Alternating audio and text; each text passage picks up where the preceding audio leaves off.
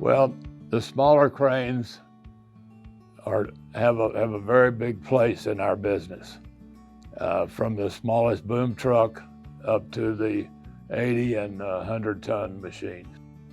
And we're having to use our larger cranes, 100, 120, 160, even sometimes a 200-ton crane to do an 80-ton job, and that's just not cost effective.